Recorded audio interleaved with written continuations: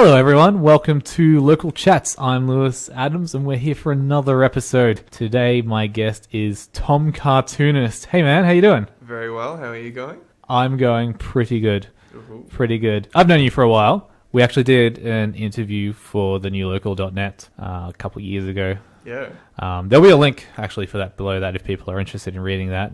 But would you like to talk about your backstory? Who are you, Tom Cartoonist, and why am I talking to you? Well, aside from the fact that we've been friends for a long time, as my name would imply, I am actually a cartoonist.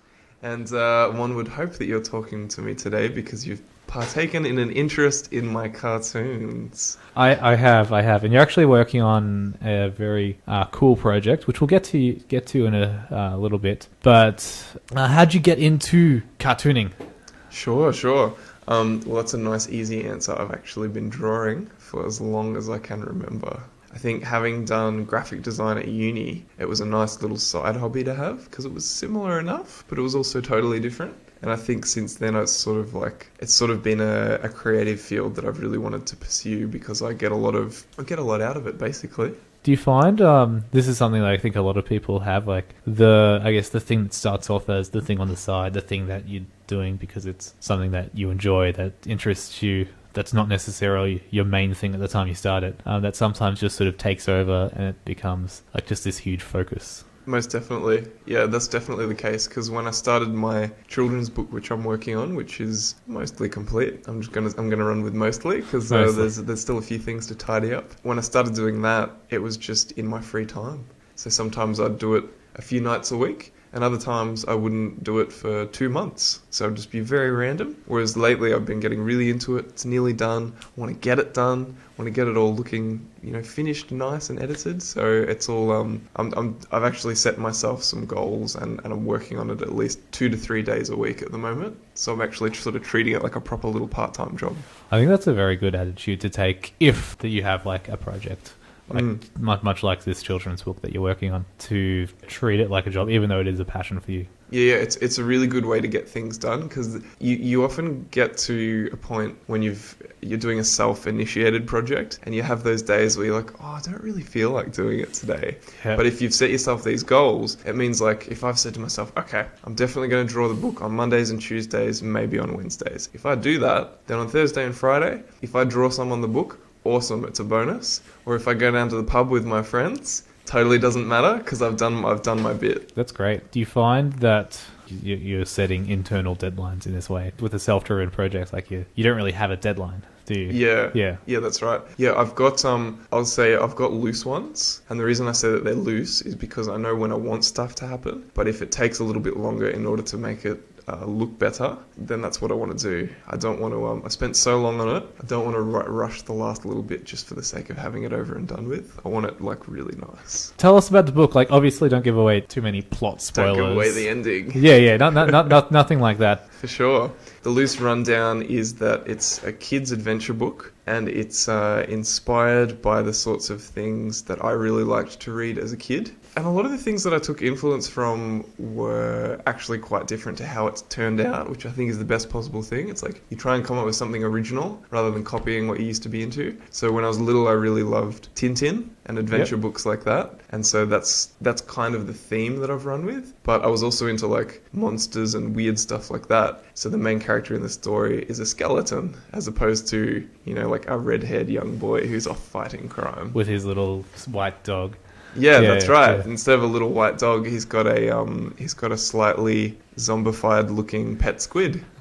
So there are parallels. There are parallels if you look into them. And yeah, it's pretty much an adventure book. And hopefully, I reckon probably for like middle to late primary school. I don't expect really young kids to get into it, but if they do, that's totally a bonus. Yeah, I think when it comes to producing like children's books, at the very least, you have to have an age group in mind. Yeah. For when you're pitching it, for like when you're going through that process, even if you're just saying, yeah, look, whoever wants to read it, it's going to be great. Exactly. Yeah. And so I know that I'm aiming it at mid to late primary school, but the doors are open because I've intentionally not had any like violence or anything like that in there. Because if I did, then I'd feel like I was saying, okay, this is probably for kids who are like 12 years old, like specifically. Do you think it has a bit of a broader appeal for older kids as well? That's what I'm aiming for, because most of the friends and other artists that I've shown it to have definitely been older than 12 years old.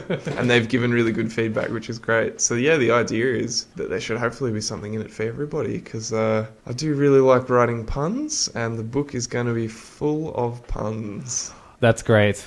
I love a good pun myself, so that makes me happy to hear. And I have had a chance to have a leaf through an earlier version of the book. Like, obviously, you've done a lot of work on it since then. Yeah, that's right. Yeah, and flipped through the draft. Yeah, and it looked amazing. Like it's definitely the kind of book that I can picture myself just sort of sitting back and having a leaf through when I've got some time to kill. Or I am genuinely looking forward to seeing the finished product. Which do you have an idea of when that'll be, or is it just when it's done? It's definitely when it's done, but I can give you kind of a realistic estimate, because what's taken the longest is the drawings themselves. Yep. And the drawings will be done before the end of this year. Okay. So basically, it'll be done anytime next year. It could be February, it could be November, but anytime next year it'll be done, because all that's left to do is edit, revise, and do layouts. So it's very much just the finishing processes that are left. Can you talk about the actual process that you are going through? We'll narrow it down to, like, say, a single page. So when I draw a page from start to finish. Yeah, start to finish on like a page. Yeah, sure. So just say I'm doing one page. Just say I've already done a few pages. So it's a page somewhere in the middle of the book. Yep. By that point, I've already got a fair idea of the characters that I've designed and roughly where I am in the story, because I'll have plenty of notes for the key plot points. So generally what I'll do is I'll plot out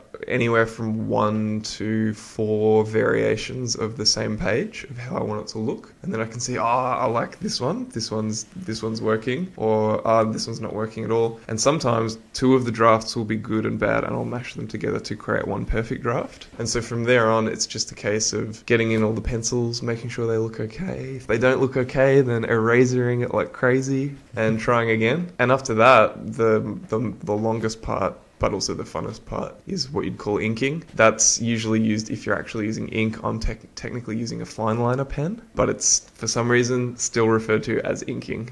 So just going over the grey lead and making the lines final and making them look great as well, because they tend to be pretty rough underneath. Yep. So really refining what you're doing and making it look hopefully awesome. And then what happens next? Coloring? Yeah. So once a page is done with layouts and pencils and then fine liner inks, is once all the pages are done, is I've actually been scanning them into the computer, because I like how quick digital coloring is, and I also like the fact that if you make a mistake, you can easily fix it. Whereas because I'm spending so many hours penciling and physically inking a page, I had this thing where I was like, if I actually put color ink on this page as well and then I stuff it up, I'm gonna have to do the whole thing over.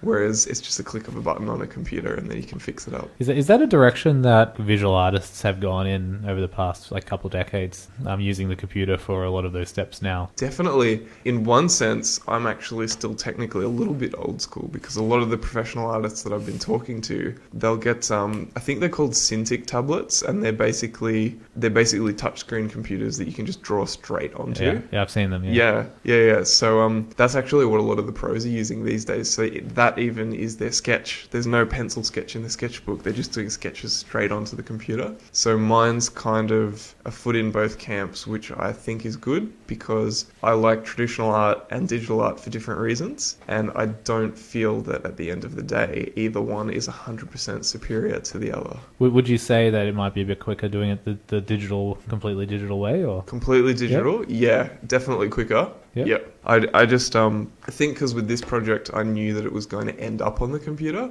I really wanted it to start out as more of an organic sort of thing. And I'm sure, like, because you went through the physical process, the finished product is just going to look so much different and have gone in so many different interesting directions than if you had have just done the whole thing on the computer. Yeah, absolutely, because there's a few drawings and a few elements in the pictures that ended up a little bit wonky, and not in a bad way, just sort of in an odd way. And I actually find that adds character to the book, that there's small imperfections that you just decide, no, that works. Like, that works. Because some of my characters are pretty crazy. So sometimes, instead of having a perfectly straight line for an object in the background, it's a bit crooked, but it works. So you've got your page, it's been scanned, it's been coloured. What next? After it's been scanned and coloured? Yes. Sure. Well, then it's technically complete. And then if it is a page that is very dialogue driven, then I'll create some either speech bubbles in a tactfully placed location on the image as to not ruin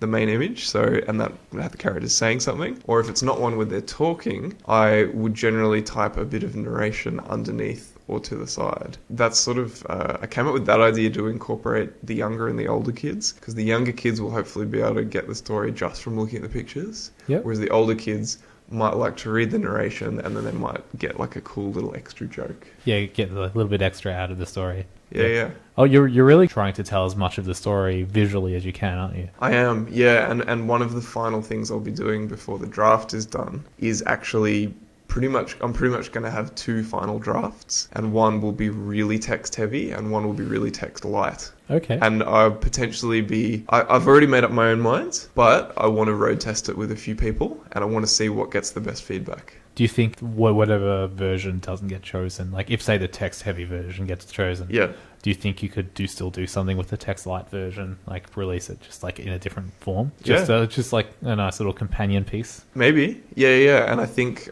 also having 2 versions leaves it open to maybe releasing one digitally and one physically, which is also something that I've considered.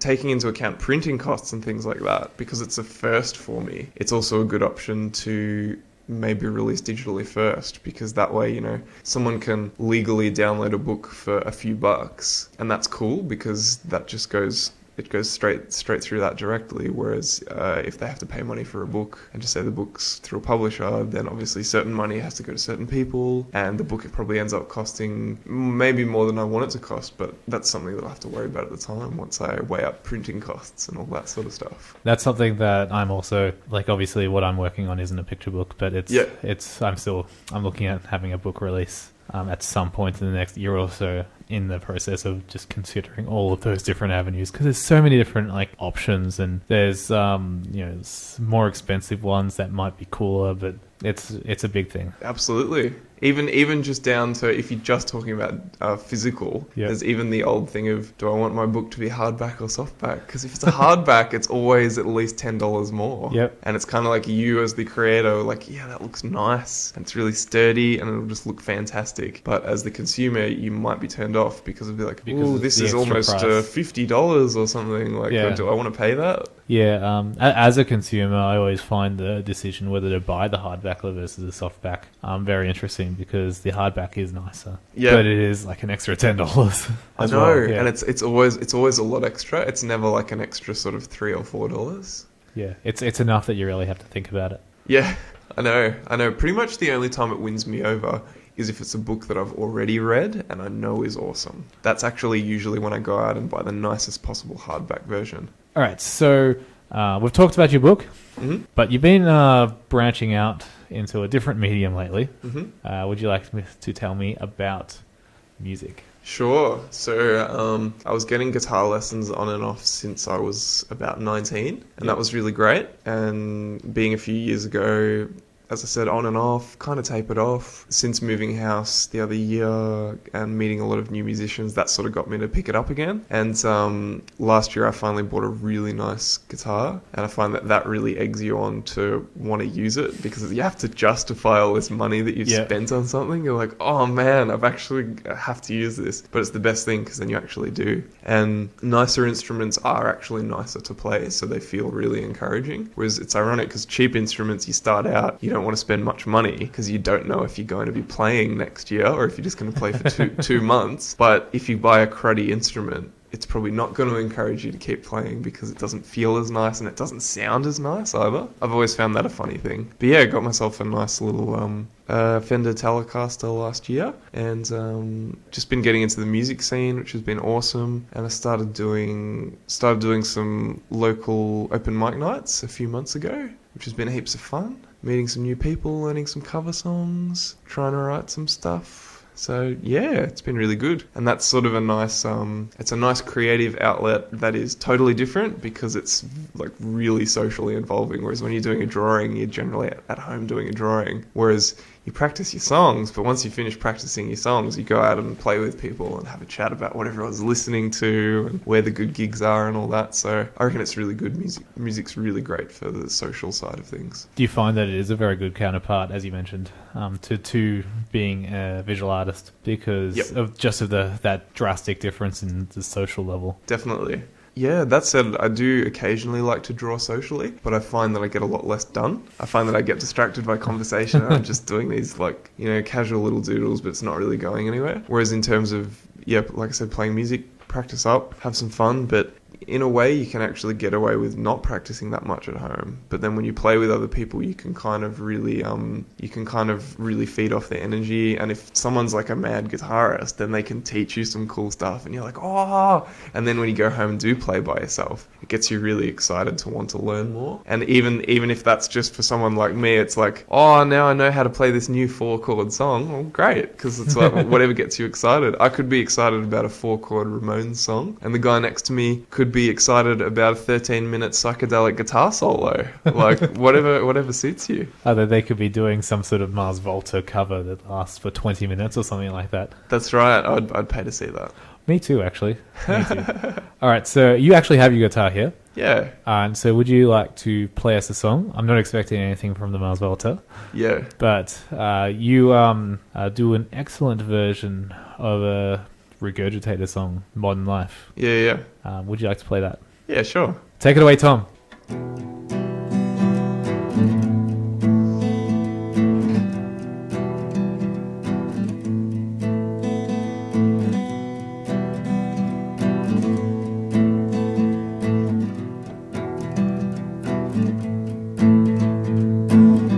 Don't you know that you want it when you see it on the TV shows?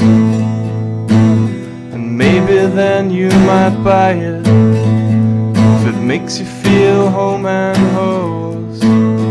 But you want it, don't you know you want it? Oh no, I don't believe this is modern life. Well, you want it, don't you know you want it? Oh no, I don't believe this is modern life.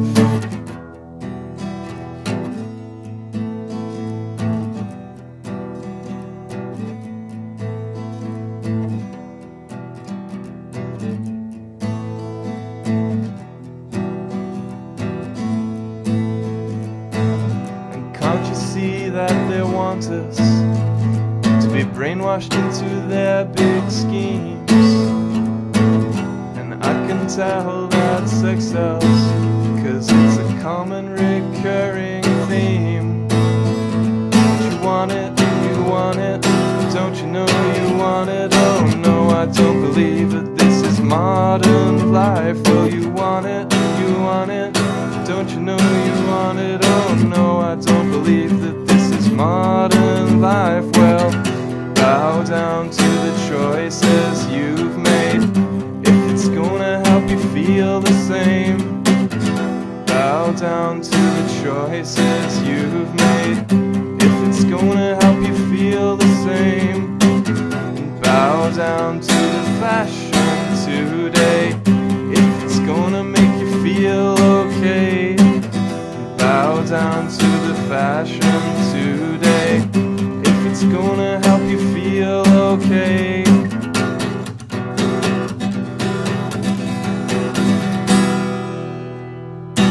All right. Cheers. That was excellent. Thank you, Tom. No worries. And people who want to find you, where can they find you? Twitter? Yeah, Twitter at Tom Cartoonist, all as one word. You've got some sort of blog as well, don't you? Yeah, a WordPress blog, which is wordpress.com/Tom Cartoonist, all as one word. Okay, and there'll be links for those things underneath, but right below this podcast. If you scroll down, go on, use the scroll button. Do it now. Use the scroll. Do it. Click the links. Go right click, open new tab. You can do it. So this has been another episode of Local Chats. Thank you, Tom, for joining us. No worries. Thanks for the chats. Oh, anytime. It's been a pleasure having a local chat with you. Absolutely. We've got a website you can go to. Remember, go to www.thenewlocal.net and you can find this podcast, and you might be able to find some other content. It'll be pretty cool. You can just scroll back and look at the other episodes of Local Chats. I've got a Twitter @thenewlocal. You can send me an email, thenewlocal@gmail.com. And I've got a Patreon. So if you really like this and you want to help me make more episodes like this, then support my Patreon. There'll be a link for it right below this podcast. Thank you. Goodbye.